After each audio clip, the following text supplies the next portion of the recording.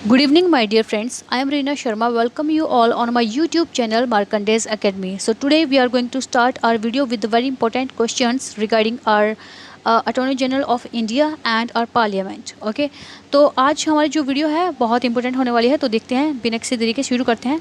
First question देखिए है, राष्ट्रपति उच्चतम न्यायालय का न्यायाधीश नियुक्त होने के लिए अर्हित व्यक्ति को भारत का महान्यायवादी नियुक्त करेगा, किस अनुच्छेद के अंतर्गत आता है। ठीक है, तो क्या बोला गया है कि उस व्यक्ति को जिसको जो है हमारे जो इतनी एलिजिबिलिटी रखता है, जो इतना वेल क्वालिफाइड है कि उसको है उच्चतम न्यायालय यानी अपने सुप्रीम कोर्ट का जिसको जज चुना जा सकता है, ऐसा व्यक्ति महान्यायवादी नियुक्त होगा किसके द्वारा, अपने राष्ट्रपति के द्वारा।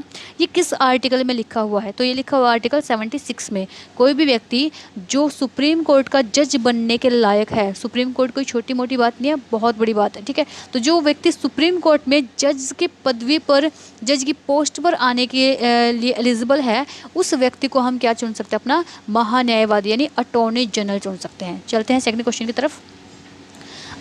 किसको भारत देश का प्रथम कानूनी अधिकारी कहा जाता है, तो देखिए भारत देश का प्रथम कानूनी अधिकारी हमारे यहाँ पर अगर हम देखें तो सुप्रीम कोर्ट की पावर जो है सबसे बड़ी मानी जाती है हमारे यहाँ पे। ठीक है, संविधान हमारा बड़ा माना जाता है, लेकिन यहाँ बोला गया कि देश का प्रथम कानूनी अधिकारी, तो इसको ये मत सोच लेना कि आप लोग सुप्रीम कोर्ट के न्यायाधीश को लगा दोगे। ये है हमारा भारत के महान्यायवादी को, अटॉर्नी जनरल ऑफ इंडिया है हमारा। ठीक है, अटॉर्नी जनरल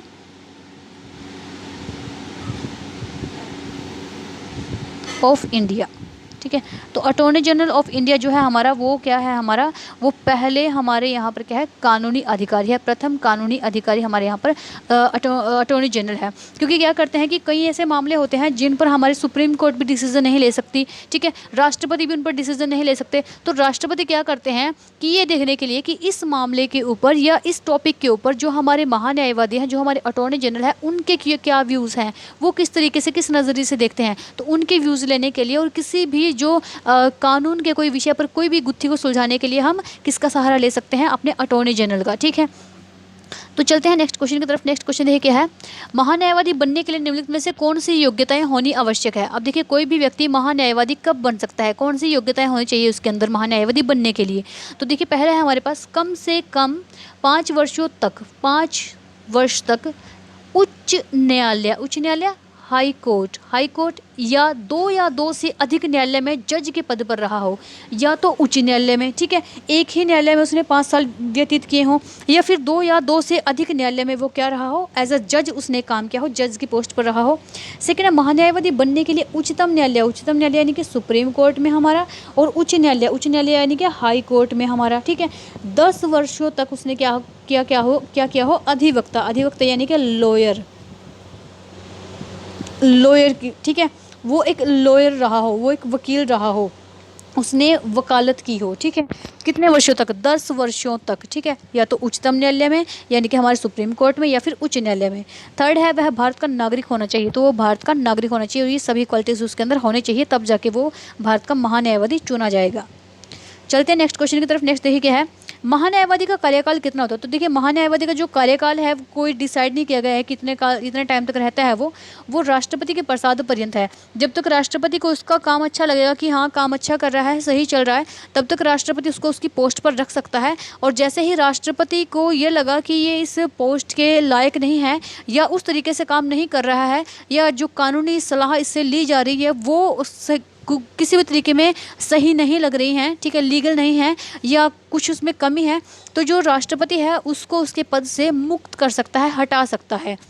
वैसे इनका जो टाइम है वो 3 साल का माना गया। जैसे हमारे यहाँ पे 2017 में है जो वो के वेणुगोपाल ने है पोस्ट ली थी, और ये 2020 तक चले। ठीक है, तो ये 3 साल के लिए है, लेकिन राष्ट्रपति चाहे तो इनको बीच में भी हटा सकता है, और चाहे तो इनका काम बढ़ा भी सकता है, यानी टाइम बढ़ा भी सकता है।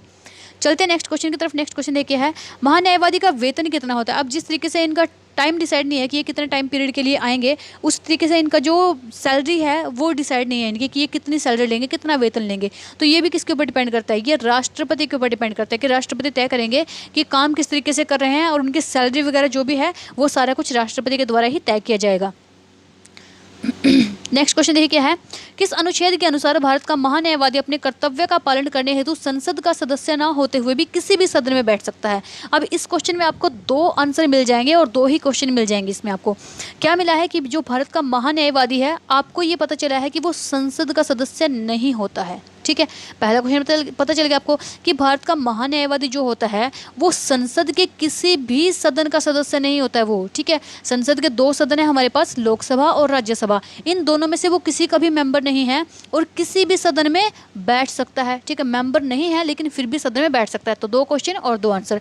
अब बैठ किस आर्टिकल के अंदर सकता है? आर्टिकल 88। ठीक है, यानी कि अनुच्छेद 88 हमें क्या कहता है, 88 हमें क्या कहता है कि जो हमारा महान्यायवादी है, अटॉर्नी जनरल है, वो किसी भी सदन का मेंबर नहीं है लेकिन बैठ सकता है, वाद विवाद कर सकता है। ठीक है, नेक्स्ट है, संसद के दोनों सदनों में भाग लेने का अधिकार है, परंतु 88 के अनुसार महान्यायवादी को क्या अधिकार प्राप्त नहीं है। अब देखिए, वो बैठक में भाग ले सकता है, बैठ सकता है, अपने विचार प्रकट कर सकता है, वाद विवाद कर सकता है, किसी विषय पर अगर उनकी जो सलाह है वो चाहिए तो वो दे सकता है, लेकिन क्या अधिकार नहीं है उनको? उनको वोट देने का अधिकार नहीं है। ठीक है, राष्ट्रपति का या तो चुनाव हो रहा हो हमारा, ठीक है, राष्ट्रपति का चुनाव हो, या फिर उन पर महाभियोग की प्रक्रिया लगी हो। क्या लगी हो? महाभियोग की प्रक्रिया। महाभियोग की प्रक्रिया उनको हटाने के लगती है ना, आर्टिकल 61 के अंडर आती है हमारे पास। ठीक है, तो इन दोनों में से वो किसी में भी भाग नहीं ले सकता। ठीक है, तो चलते हैं नेक्स्ट क्वेश्चन की तरफ। नेक्स्ट देखिए क्या है, भारत का महान्यायवादी निम्नलिखित में से किन मामलों पर कानूनी सलाह दे सकता है। अब वो कौन से मामले हैं जिन पर वो है अपनी कानूनी सलाह दे सकता है? तो वो है हमारे पास जो मामले राष्ट्रपति द्वारा भेजे जाते हैं। अब देखिए, जिन मामलों पर हमारा सुप्रीम कोर्ट अटक जाता है या डिसीजन नहीं ले पाता, या फिर राष्ट्रपति जिन मामलों को समझ नहीं पाता है कि ये किस तरीके से होने चाहिए, तो जो हमारा राष्ट्रपति चाहे तो वो क्या कर सकता है, हमारे न्यायवादी की या जो महान्यायवादी है उसके सजेशन ले सकता है, उसकी सलाह ले सकता है, और फिर उन सलाह को वो मानने के लिए बाध्य नहीं है कि उनको मानने ही पड़ेंगे, कि महान्यायवादी बोलेंगे कि आपने मेरे से सजेशन लिया था, आप इसको अब फॉलो नहीं कर रहे हो। तो ये राष्ट्रपति के ऊपर है कि वो उस बात को माने या ना माने, लेकिन हाँ, इनसे सलाह ले सकते हैं ये। ठीक है, नेक्स्ट देखिए क्या है, संसद का प्रावधान निम्नलिखित में से किस अनुच्छेद के अंतर्गत किया गया है। अब यहाँ से हमारे संसद के क्वेश्चन शुरू होते हैं, महान्यायवादी वाले खत्म होते हैं। तो जो संसद का प्रावधान है वो किया गया है हमारे आर्टिकल 79 में। ठीक है, आर्टिकल 79 हमें क्या बताती है कि भारत देश की क्या है, एक संसद है। ठीक है, संसद के कितने अंग होते हैं, तो संसद के आप लोगों को पता होना चाहिए कितने अंग हैं, जो हम नेक्स्ट क्वेश्चन में पढ़ने वाले हैं। नेक्स्ट क्वेश्चन है, संविधान के अनुसार भारत के संसद के निम्नलिखित कितने अंग हैं। तो संविधान के अनुसार हमारे संविधान में कितने चीज़ों को मान्यता दी गई है जो हमारी संसद के मेन अंग कहे जाते हैं, तो वो है 3। ठीक है, और वो 3 कौन से हैं? पहला है हमारे पास राष्ट्रपति, दूसरा है हमारे पास लोकसभा, और तीसरा है हमारे पास राज्यसभा। क्लियर सभी को? तो ये हमारे महत्वपूर्ण अंग हैं। नेक्स्ट देखिए क्या है, संविधान के अनुसार भारत की संसद के 3 अंग कौन से हैं। अभी हमने डिस्कस किया था, राष्ट्रपति, लोकसभा और राज्यसभा। चलते हैं नेक्स्ट क्वेश्चन की तरफ। पहला चैम्बर, चर्चित सभा या निचला सदन निम्नलिखित में से किस सदन को कहा जाता है। अब देखिए आप लोग देखिए इसको कि पहला चैम्बर हो गया, चर्चित सभा होगी, और निचला सदन। अब चर्चित सभा क्या होती है? लोगों को कोई भी पॉलिसी, कोई भी नियम, कोई भी कानून अगर सरकार का पसंद ना आया तो वो क्या करेंगे? स्ट्राइक करना शुरू कर देंगे, तोड़ाफोड़ी करना शुरू कर देंगे, कि ठीक है, यानी किसी भी तरीके से अपना रोष है, अपना गुस्सा है, उसको प्रकट करेंगे। ठीक है, तो वो क्या हो गया, एक चर्चा का विषय हो गया ना, कि अब सरकार को ये चर्चा करनी है कि ऐसा कौन सा बिल हमने पास कर दिया, या ऐसी कौन सी बात हमने इस बिल में लेकर के आए हैं हम, जो लोगों को पसंद नहीं आ रही है। तो वो चर्चा करेंगे और चर्चा की सभा हो जाएगी, क्योंकि लोगों की बात है तो लोकसभा। ठीक है, निचला सदन है, यानी निचला सदन इसको बोला जाता है, हमारे लोअर हाउस बोला जाता है हमारे लोकसभा को। ठीक है, चलते हैं नेक्स्ट क्वेश्चन की तरफ। नेक्स्ट क्वेश्चन देखिए क्या है, निम्नलिखित में से राष्ट्रपति संसद के किस सदन का सदस्य होता है। तो जो राष्ट्रपति होता है हमारा, क्या वो संसद के किसी सदन का सदस्य होता है? देखिए, संसद का वो मेन अंग है। ठीक है, जैसे हमारी लोकसभा है, जैसे हमारी राज्यसभा है, वैसे ही राष्ट्रपति भी है। लेकिन क्या वो किसी भी सदन का सदस्य होता है? तो जी नहीं, वो किसी भी सदन का सदस्य नहीं होता है। ठीक है, हमारे जो राष्ट्रपति हैं वो किसी भी सदन के सदस्य नहीं होते हैं। नेक्स्ट देखिए क्या है, उच्च सदन, दूसरा चैम्बर या बड़ों की सभा। ठीक है, उच्च सदन, दूसरा चैम्बर या बड़ों की सभा किसे कहते हैं? तो ये किसको कहते हैं हम? ये कहते हैं हम अपनी राज्यसभा को। ठीक है, बड़ों की चैम्बर, क्योंकि राज्यसभा के लिए अगर हम देखें कि हमारे पास बड़ों की सभा, इसको ऐसे लगा सकते हो, राज्यसभा का कार्यकाल 6 वर्ष का होता है। राज्यसभा में जाने वाले जो हमारे सदस्य होते हैं उनकी एज 30 ईयर्स की होती है, 30 साल की होती है, लोकसभा वालों की 25 साल होती है हमारे पास, ठीक है। तो ये इस तरीके से हम इसको लगा सकते हैं कि बड़ों की सभा क्योंकि बड़ी एज वाले जाते हैं, और वो छोटों की सभा निचला सदन क्योंकि उसमें छोटी एज वाले जाते हैं, ठीक है। चलते हैं नेक्स्ट। राज्यसभा की प्रथम बैठक कब हुई थी? अब देखिए राज्यसभा की प्रथम बैठक पूछी है कि राज्यसभा की जो हमारी पहली बैठक है वो कब हुई थी, ठीक है। तो राज्यसभा की हमारी जो पहली बैठक हुई थी उसके लिए ऑप्शन है हमारे पास 13 मई 1992 को, ठीक है, 14 मई 1828 को, 13 मई 1952 को, या फिर 2 जून 1956 को। तो ये कब हुई थी? 13 मई 1952 को हुई थी। 92 पे टिक लग गया ये गलती से, ठीक है। 13 मई 1952 को जो है हमारी, ठीक है, 1952 में, क्योंकि क्या हुआ था कि 1950 में तो हमारा जो कंट्री है वो रिपब्लिक बन गई थी ना, ठीक है, रिपब्लिक बन गई थी, ठीक है। और 1952 से फिर हमने क्या किया था कि हमारी जो राज्यसभा वगैरह हुई थी उसकी बैठक हुई थी, उनके चुनाव होने शुरू हो गए थे, ठीक है। चलते हैं नेक्स्ट क्वेश्चन की तरफ अपने। राज्यसभा में अधिकतम सदस्य कितने हो सकते हैं? तो देखिए जो हमारे राज्यसभा है उसमें अधिकतम सदस्य कितने हो सकते हैं? 250, ठीक है, 250 का रेशियो है हमारे पास राज्यसभा में। याद रखना आप लोगों ने कि राज्यसभा में सदस्य 250 हो सकते हैं। नेक्स्ट है, निम्नलिखित में से किस अनुच्छेद में राज्यसभा की संरचना के बारे में बताया गया? अब देखिए राज्यसभा की जो संरचना है हमें वो किस अनुच्छेद में उसकी जो संरचना है उसका वर्णन किया गया है, ठीक है। अभी हमने पढ़ा था ना कि आर्टिकल 79 है जो हमारा, वो किससे संबंधित था? हमारी संसद से संबंधित था, ठीक है। तो अभी हम बात कर रहे हैं कि अपने राज्यसभा की, तो राज्यसभा में हमारा कौन सा आता है? अनुच्छेद आता है हमारा 80, ठीक है। तो अनुच्छेद 80 यानी कि थर्ड ऑप्शन हमारा ठीक हो जाएगा। हमारा राज्यसभा से संबंधित है, ये संसद हमारा 79 में हो गया, राज्यसभा हमारा 80 में हो गया, और आगे जो है हमारा लोकसभा देखते हैं कि किस में होगा। राज्यसभा के सदस्यों का चुनाव किन के द्वारा होता है? तो देखिए राज्यसभा के जो सदस्य होते हैं उनका चुनाव कैसे होता है, किन के द्वारा होता है? तो उनका होता है विधानसभा के निर्वाचित सदस्यों के द्वारा, ठीक है। तो विधानसभा के जो निर्वाचित सदस्य होते हैं उनके द्वारा राज्यसभा का चुनाव होता है, ठीक है, यानी वो राज्यसभा के मेंबर्स को चुनते हैं। चलते हैं नेक्स्ट क्वेश्चन की तरफ। राज्यसभा में चुने जाने के लिए न्यूनतम आयु कितनी होनी चाहिए? तो देखिए हमने अभी अभी की थी कि राज्यसभा में 30 वर्ष की होती है, तो राज्यसभा में 30 की और लोकसभा में 25 की। राज्यसभा के सदस्यों का कार्यकाल कितने वर्ष का होता है? ये भी हम डिस्कस कर चुके हैं कि 6 साल का होता है। लेकिन ये देखिए ये 6 साल का होता है कि लेकिन उपराष्ट्रपति का टाइम कितना होता है? क्योंकि उपराष्ट्रपति क्या होते हैं हमारे राज्यसभा के सभापति होते हैं ना, इसका 5 वर्ष होता है उपराष्ट्रपति का कार्यकाल, ठीक है। चलते हैं नेक्स्ट। राज्यसभा के सभापति का कार्यकाल कितने वर्ष का होता है? अब देखिए राज्यसभा के सभापति आ गया ना वही क्वेश्चन, सभापति कौन होता है? हमारा जो वाइस प्रेसिडेंट है, ठीक है, वो इसके सभापति होते हैं, और ये कितना होता है इनका टाइम? 5 वर्ष का होता है, ठीक है, 5 साल की अवधि होती है इनकी। चलते हैं नेक्स्ट क्वेश्चन की तरफ। राज्यसभा किस प्रकार का सदन है? क्या यह बंद हो सकती है? तो राज्यसभा कैसा है हमारा? राज्यसभा एक परमानेंट हमारा हाउस है, ठीक है, एक स्थायी सदन है हमारा जो कभी भी भंग नहीं हो सकती। राज्यसभा को हम भंग नहीं कर सकते, लोकसभा को भंग कर सकते हैं, ठीक है। राज्यसभा के भंग ना करने का एक रीज़न है जो हम आगे आने वाले हमारे जो क्वेश्चन है उसमें पढ़ेंगे, ठीक है। नेक्स्ट देखिए क्या है, अनुच्छेद 67B के अंतर्गत यह बताया गया कि यदि उपराष्ट्रपति को उसके पद से हटाना हो तो उसको हटाने की प्रक्रिया किस सदन से शुरू होती है? अब देखिए जो हमारा उपराष्ट्रपति है वो किस सदन का मेंबर होता है और किस सदन को उससे फर्क पड़ने वाला है? तो देखिए हमारे राज्यसभा का वो है सभापति होता है, ठीक है। तो अनुच्छेद 67B के अंतर्गत यह बताया गया है कि अगर वाइस प्रेसिडेंट को हटाना हो तो उसके हटाने की प्रक्रिया राज्यसभा से शुरू होती है, ठीक है, राज्यसभा से हमारी शुरू होगी क्योंकि ये जो सभापति है वो किसका है? राज्यसभा का सभापति माना गया है।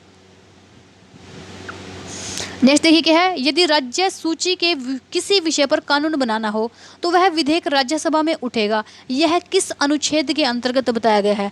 यदि राज्य सूची है, ठीक है, राज्य सूची के विषय में कोई भी कानून बनाना है, हमने कोई भी लॉ बनाना है, कोई भी कानून लेकर के आना है और वो राज्यसभा में उठेगा उसका प्रश्न, क्योंकि किस पे बनाना है? राज्य सूची पे बनाना है ना, तो राज्य की सूची पे बनाना है तो राज्यसभा में उठेगा, ठीक है। और ये किस अनुच्छेद के अंतर्गत बताया गया है? तो ये बताया गया है अनुच्छेद 249 के अंतर्गत, ठीक है। चलते हैं नेक्स्ट क्वेश्चन की तरफ। नेक्स्ट क्वेश्चन देखिए क्या है हमारा, किस अनुच्छेद के अनुसार यदि अखिल भारतीय सेवा कौन सी होती है हमारी? यानी कि IAS, IPS, यूपीएससी में कोई बदलाव या गठन करना हो, ठीक है, या तो इनको बदलना हो या इनको गठन करना हो या इनको नए तरीके से गठित करना हो, तो इस उद्देश्य का कोई भी विधेयक राज्यसभा में ही उत्पन्न होगा। ये किस अनुच्छेद में बताया गया है? तो ये हमें बताया गया है अनुच्छेद 312 में, ठीक है। अनुच्छेद 312 में क्या कहा गया है? यदि किसी नए अखिल भारतीय सेवा यानी कि आईएएस हो गया हमारा, आईपीएस हो गया हमारा, ठीक है, आईएफओएस हो गया हमारा, इसमें कोई भी बदलाव करना है तो वो किस में कर सकते हैं हम, कहाँ पर बदलाव कर सकते हैं हम? वो कर सकते हैं हम अपने अनुच्छेद 312 से। ये आईएफओएस है, यहाँ पर आईएफओएस। चलते हैं नेक्स्ट।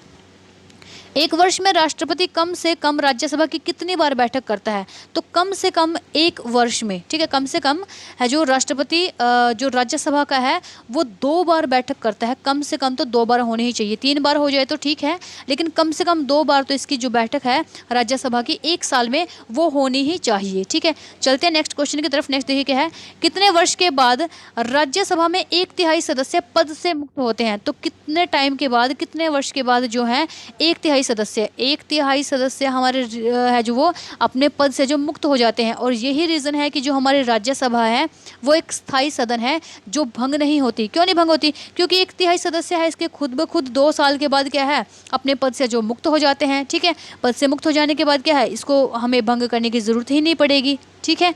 तो चलते हैं नेक्स्ट क्वेश्चन की तरफ। अब देखिए, लोकसभा की प्रथम बैठक कब हुई थी? तो लोकसभा की जो पहली बैठक थी हमारी वो कब हुई थी, ठीक है।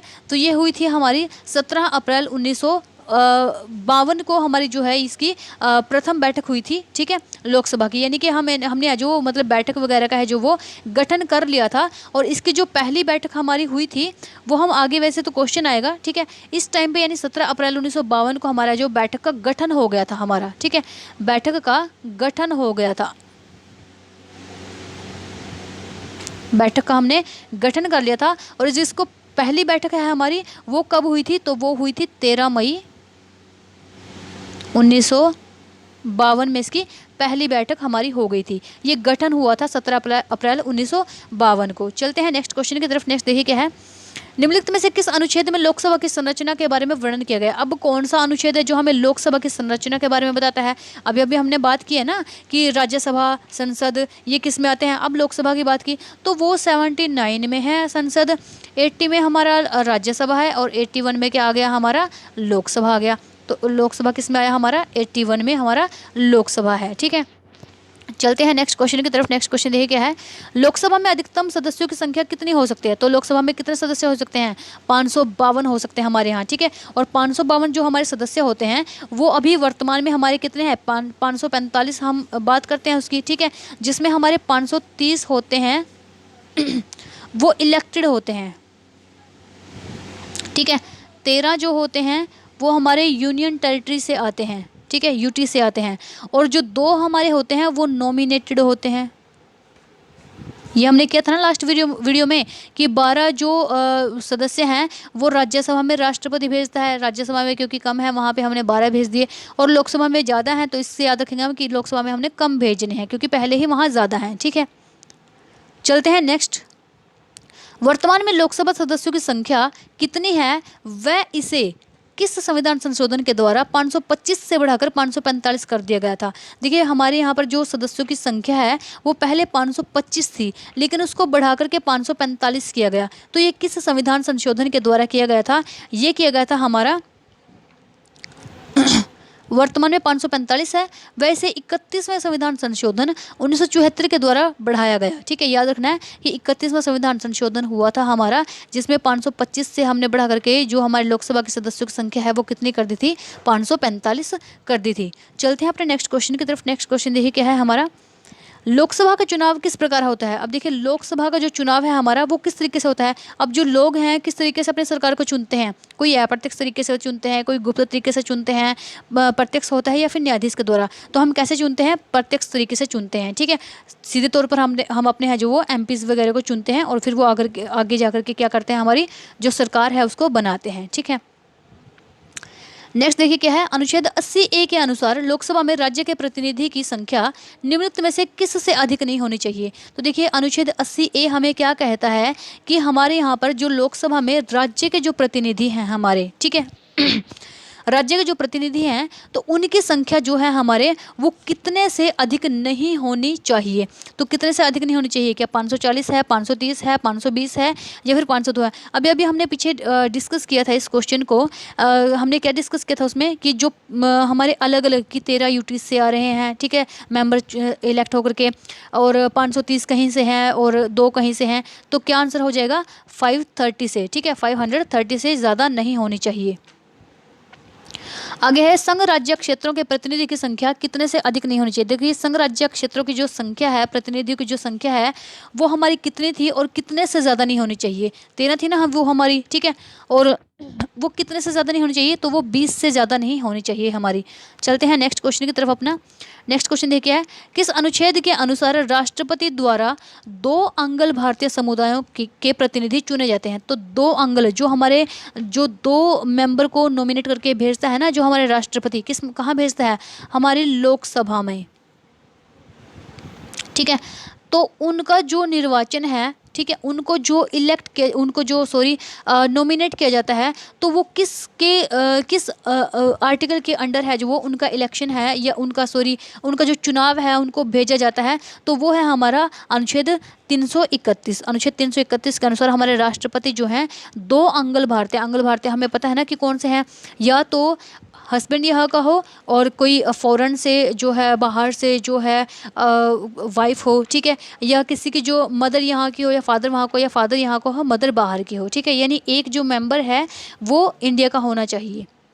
चलते नेक्स्ट क्वेश्चन की तरफ। नेक्स्ट है, संसद की एक सत्र की अंतिम बैठक और उसके दूसरे सत्र की प्रथम बैठक के बीच का अंतर कितने मास का होता है। संसद की एक सत्र की अंतिम बैठक, मान लो अभी हमारे यहाँ पर 2020 खत्म हो रहा है, ठीक है, तो इसकी अंतिम बैठक, और 2021 शुरू हो रहा है तो उसके दूसरे सत्र की प्रथम बैठक, तो उसके जो बीच का अंतर वो कितना होना चाहिए, वो होना चाहिए हमारे बीच 6 मास का अंतर होना चाहिए उसके बीच में, ठीक है। चलते हैं नेक्स्ट, प्रथम लोकसभा का गठन कब किया गया था। अब देखिए प्रथम लोकसभा जो पहली लोकसभा है उसका गठन कब किया गया था, तो उसका गठन किया गया था 17 अप्रैल 1952 को। हमने पढ़ा है ना कि लोकसभा की बैठक का गठन कब किया गया था, 17 अप्रैल 1952 को किया गया था, डिस्कस कर चुके हैं। लोकसभा की प्रथम बैठक कब हुई थी, तो ये भी हम डिस्कस कर चुके हैं कि 13 मई 1952 को हमारी लोकसभा की जो है पहली बैठक हुई थी, ठीक है। चलते हैं नेक्स्ट क्वेश्चन की तरफ। 42वां संविधान संशोधन 1976 के द्वारा लोकसभा का कार्यकाल 6 वर्ष कर दिया गया था, किंतु इसे किस संशोधन के द्वारा पुनः 5 वर्ष कर दिया गया। देखिए जो लोकसभा है हमारा उसका कार्यकाल भी कितने टाइम किया गया था, 6 वर्ष कर दिया गया था। हालांकि ये इतने इंपॉर्टेंट क्वेश्चन नहीं है, लेकिन फिर भी आप लोगों को पता होना चाहिए कि जो लोकसभा है उसका कार्यकाल हमने 42वें संविधान संशोधन 1976 के द्वारा, जिसको हमारा मिनी कॉन्स्टिट्यूशन यानी लघु संविधान, ठीक है, लघु संविधान भी जिसको कहते हैं हम, इसके द्वारा हमने क्या किया था कि 6 वर्ष इसका कार्यकाल कर दिया था, लेकिन बाद में इसके कार्यकाल को पुनः 5 वर्ष कर दिया गया। तो ये किस संविधान संशोधन के द्वारा किया गया था, तो ये हमने किया था अपना 44वें संविधान संशोधन के द्वारा। याद रखना कि 42वें के द्वारा हमने इसको 6 कर दिया और 44 के द्वारा हमने वापस से इसको 5 कर दिया, ठीक है। चलते हैं नेक्स्ट क्वेश्चन की तरफ। लोकसभा सदस्य अपना इस्तीफा किसको सौंपते हैं। आप देखिए लोकसभा के सदस्य हैं तो इस्तीफा किसको देंगे अपना, ठीक है, किसको देंगे, लोकसभा के स्पीकर को देंगे, ठीक है। जो जिसका मेंबर है उसको अपना त्यागपत्र दे करके अपने पद से है जो मुक्त हो सकता है। चलते हैं नेक्स्ट क्वेश्चन की तरफ। लोकसभा के खाली सीट पर कितने महीने के अंदर चुनाव करवाने होते हैं। अगर देखिए लोकसभा की अगर हमारी खाली सीट हो जाती है, ठीक है, लोकसभा की कोई पोस्ट खाली हो जाती है तो उस पर है जो हमें कितने टाइम के बाद जो है वहाँ पर इलेक्शन हम है जो करवा सकते हैं, ठीक है, कितना टाइम होता है इसके लिए हमारे पास। तो इसके लिए क्या आंसर है हमारे पास, इसके लिए हमारे पास होते हैं कितने, 6 महीने, ठीक है, 6 महीने का हमारे पास टाइम होता है, ठीक है। तो इसका आंसर क्या हो जाएगा हमारे पास, 6 महीने। चलते हैं नेक्स्ट क्वेश्चन की तरफ। कोई भी व्यक्ति अधिकतम 2 क्षेत्रों से चुनाव लड़ सकता है, यह नियम कब बनाया गया था। तो देखिए हमारे यहाँ पर बहुत सारे नियम बनाए जाते हैं। इसमें क्या बनाया गया था कि कोई भी व्यक्ति अगर वो 2 क्षेत्रों से चाहे चुनाव लड़ना तो वो किस आर्टिकल के अंडर में अपने इस राइट का यूज़ कर सकता है, और ये कब बनाया गया था ये, ठीक है। तो कौन सा नियम था वो हमारा, ये नियम था 1962 का, ठीक है। 1962 में नियम बना था कि कोई भी व्यक्ति एक समय में अधिकतम 2 क्षेत्रों से चुनाव लड़ सकता है, ठीक है। चलते हैं नेक्स्ट। निम्न में से किस अधिनियम में बताया गया है कि यदि लोकसभा का विधानसभा के चुनाव के समय अचानक उम्मीदवार की मृत्यु हो जाए, ठीक है, बताया गया है कि लोकसभा का विधानसभा के चुनाव के समय, ठीक है, कोई भी व्यक्ति है, ठीक है, अगर ये बताया गया है कि वो लोकसभा व विधानसभा, यहाँ पे वह है लोकसभा व विधानसभा, यानी लोकसभा या फिर विधानसभा, ठीक है, दोनों को एक ही जैसी माना गया है ना, क्योंकि लोकसभा विधानसभा एक ही जैसी हमारी।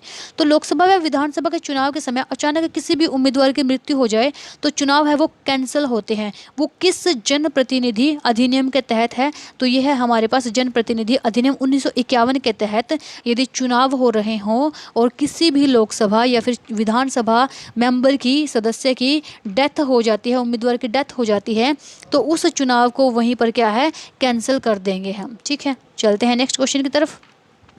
संसद सत्र से संबंधित अनुच्छेद कौन सा है? अब देखिए संसद का जो सत्र है वो शुरू होता है, उससे संबंधित जो हमारा अनुच्छेद है वो कौन सा है? तो अनुच्छेद 85 जो है हमें संसद के सत्र के बारे में बताता है हमें, ठीक है। संसद का सत्र यानी संसद का जो सेशन होता है हमारा, उसके बारे में बताता है, ठीक है। यानी सेशन कहाँ से कहाँ तक है, एक टाइम पीरियड रखा जाता है ना कि बैठक का टाइम जो है 10 से 12 का होगा, 1 से 3 दिन का होगा। तो इसी तरीके से हमारी संसद का जो सत्र है, संसद का टाइम रखा गया है कि 15 दिन चलेगी, 10 दिन चलेगी, 5 दिन चलेगी, कितना टाइम चलेगा, ठीक है। नेक्स्ट देखिए क्या है, संसद के प्रथम अधिवेशन और उसके विशेष सत्र यानी सत्रावसान के बीच की अवधि का समय क्या कहलाता है? एक तो संसद का प्रथम अधिवेशन हो गया, हमारा संसद का पहला अधिवेशन है, और दूसरा क्या है, उसके विशेष सत्र यानी कि सत्रावसान। सत्रावसान क्या होता है, नेक्स्ट क्वेश्चन में हम डिस्कस करेंगे। उनके बीच की अवधि को क्या कहते हैं? तो क्या कहते हैं, संसद सत्र कहते हैं उसको। क्या कहते हैं उसको? हम संसद सत्र कहलाता है वो। चलते हैं नेक्स्ट। सत्रावसान का क्या अर्थ होता है? देखिए सत्रावसान का मतलब क्या होता है, क्या अर्थ होता है सत्रावसान का? तो सत्रावसान का शाब्दिक अर्थ होता है कि संसद के विशेष सत्र को समाप्त करना, ठीक है। संसद के विशेष सत्र को समाप्त करना, जो एक विशेष सत्र हमने चलाया है जिसका टाइम पीरियड हमने 15 से 16 दिन रखा है या 10 से 12 दिन रखा है, उस जो सत्र है उस सत्र को समाप्त कर देना, ठीक है। और इसके परिणाम स्वरूप क्या होता है, जो लोकसभा में जो लंबित विधेयक होता है ना या कार्य होता है वो समाप्त नहीं होते। मान लो कि हमने कोई क्या है कि कोई हमने विधेयक डाला, उसमें कोई हमने कोई बिल डाल दिया हमने उसमें, ठीक है। और साथ ही हमने हमारे बिल डालने के बाद या फिर बिल है जो भेजने के बाद क्या किया कि जो संसद का जो सत्र है, सत्रावसान है, वो खत्म हो गया, एक सत्र खत्म हो गया, तो वो जो बिल है वो पास होगा, क्या होगा उसका, वो निलंबित नहीं होगा, वो बना रहेगा, उस पर आगे काम होता रहेगा, ठीक है। चलते हैं नेक्स्ट। स्थगन का क्या अर्थ होता है? तो देखिए स्थगन क्या होता है, स्थगन किसको कहते हैं, जिसको हम क्या कहते हैं इंग्लिश में एडजॉर्नमेंट, ठीक है। क्या कहते हैं, एडजॉर्नमेंट हम इसको बोलते हैं। और जो सत्रावसान था उसको हम क्या बोलते थे, प्रोरेगेशन। क्या बोलते थे उसको? उसको बोलते थे हम प्रोरेगेशन, ठीक है। याद रखना ये सत्रावसान हम स्थगन हम किसको बोलते हैं, एडजॉर्नमेंट को बोलते हैं, ठीक है। तो स्थगन का क्या मतलब होता है कि स्थगन की बैठक को समाप्त करना, ठीक है। क्या होता है कि संसद की बैठक को समाप्त करना, ठीक है। स्थगन सदन का कार्य होता है, किसका कार्य होता है, सदन का कार्य होता है, ठीक है। स्थगन का प्रयोग किसके द्वारा किया जाता है? तो देखिए स्थगन का जो प्रयोग है वो किसके द्वारा किया जाता है? अब देखिए स्थगन है जो हो हमारा, वो सदन का कार्य होता है। सदन हमारे कोई सा भी सदन हो सकता है, ठीक है, चाहे हमारा लोकसभा हो या फिर हमारा राज्यसभा हो। अब जो ये हमने बात की है कि स्थगन का जो प्रयोग है वो कौन करते हैं, तो स्थगन का प्रयोग हमेशा कौन करेंगे, हमारे लोकसभा स्पीकर करेंगे। और जो स्थगन का काम होगा, क्योंकि स्थगन का काम मैंने गलत बोला है कि सदन कोई सा भी हो सकता है, सदन है जो हमारा वो लोकसभा ही यूज़ करेगा इसको, ठीक है, स्थगन को, क्योंकि इसी को हम विघटित कर सकते हैं, इसी को भंग कर सकते हैं, राज्यसभा को नहीं कर सकते।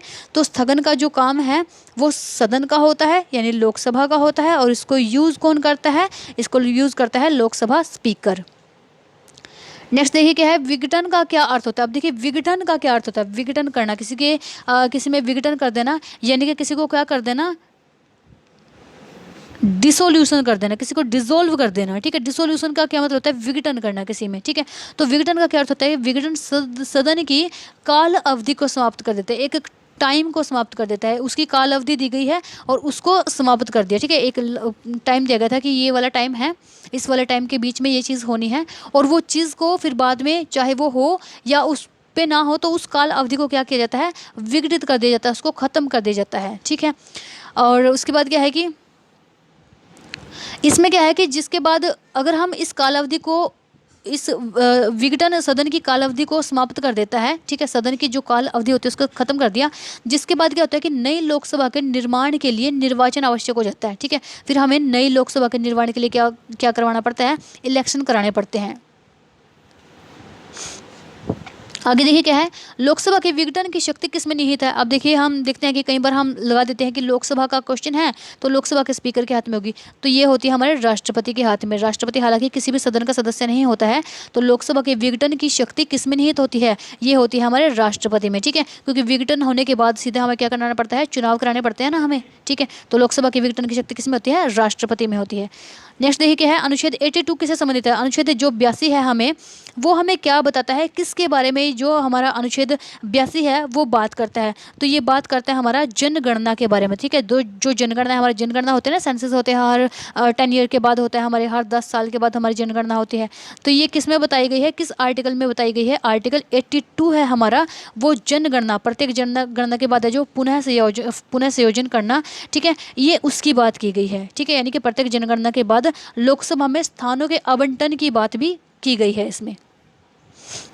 नेक्स्ट है, संसद के सदनों की अवधि से संबंधित अनुच्छेद कौन सा है। तो संसद के जो सदन हैं, ठीक है, संसद के 2 ही सदन हैं हमारे पास, तो उनकी अवधि से संबंधित जो अनुच्छेद है वो कौन सा है, तो वो है अनुच्छेद 83। अनुच्छेद 83 हमारा जो है वो संसद के सदनों से संबंधित है। चलते हैं नेक्स्ट, देखिए हमारा क्या है, अनुच्छेद 84 या अनुच्छेद 84 किस विषय से संबंधित है, तो ये है संसद की अर्हता के लिए। संसद की अर्हता क्या होती है, यानी संसद का मेंबर बनने के लिए हमारे अंदर क्या क्या जो है एलिजिबिलिटी होनी चाहिए, क्या क्या क्वालिटीज़ होनी चाहिए, किस तरीके से हम बन सकते हैं संसद के सदन के सदस्य किस तरीके से बन सकते हैं। तो संसद की अर्हता यानी कि संसद का मेंबर बनने के लिए क्या करना चाहिए, सबसे पहले तो यही है कि हम भारत का नागरिक होना चाहिए, राज्यसभा के लिए 30 वर्ष उम्र होनी चाहिए और लोकसभा के लिए 25 होनी चाहिए, क्योंकि संसद में हमारे दोनों सदन आते हैं ना, तो लोकसभा के लिए यहाँ लिख देती हूँ मैं, लोकसभा के लिए हमारे पास 25 वर्ष का होना चाहिए और राज्यसभा के लिए हमारे पास कितना होना चाहिए, राज्यसभा के लिए 30 वर्ष का होना चाहिए। लोकसभा का हमारे कार्यकाल 5 है, राज्यसभा का हमारे कार्यकाल 6 है, ठीक है, भारत का नागरिक होना चाहिए वो, बस इतना सा है। चलते हैं नेक्स्ट, अनुच्छेद 86 के अनुसार सदनों में अभिभाषण और उनको संदेश भेजने का अधिकार किसको प्राप्त है। तो देखिए अनुच्छेद जो 86 हमें दिया गया है, इसमें क्या बोला गया है कि जो सदन होते हैं हमारे, जो सदन है हमारे दोनों सदन हैं, उनमें अभिभाषण, ठीक है, किसी भी तरीके का कोई स्पीच देना है, अभिभाषण देना है या उनको संदेश भेजना है, तो ये किसके हाथ में पावर है, ये हमारे है राष्ट्रपति के हाथ में। या हालांकि वो दोनों में से किसी भी सदन का सदस्य नहीं होता है, लेकिन पावर किसको दी गई है, हमारे राष्ट्रपति को दी गई है। किस आर्टिकल के अंडर, आर्टिकल 86 के अंडर, ठीक है। यह है हमारा नेक्स्ट और लास्ट क्वेश्चन, ठीक है। मंत्री और महान्यायवादी को किस अनुच्छेद के अंतर्गत अधिकार है कि वे सदन के संयुक्त बैठक में भाग ले सकते हैं, ठीक है, यानी कि जितने भी हमारे मंत्री होते हैं और हमारा महान्यायवादी होता है, ये तो हम पढ़ करके भी आए थे कि हमारे मंत्री और महान्यायवादी को है जो वो किस अनुच्छेद के अंतर्गत अधिकार है कि वो सदन की बैठक में भाग ले सकते हैं। तो अनुच्छेद है 88, जिसमें हमने क्या पढ़ा था कि महान्यायवादी भाग तो ले सकता है, बैठ तो सकता है सदन में, भाषण तो दे सकता है, विचार विमर्श तो कर सकता है, लेकिन मत नहीं कर सकता, वोट नहीं कर सकता, ठीक है।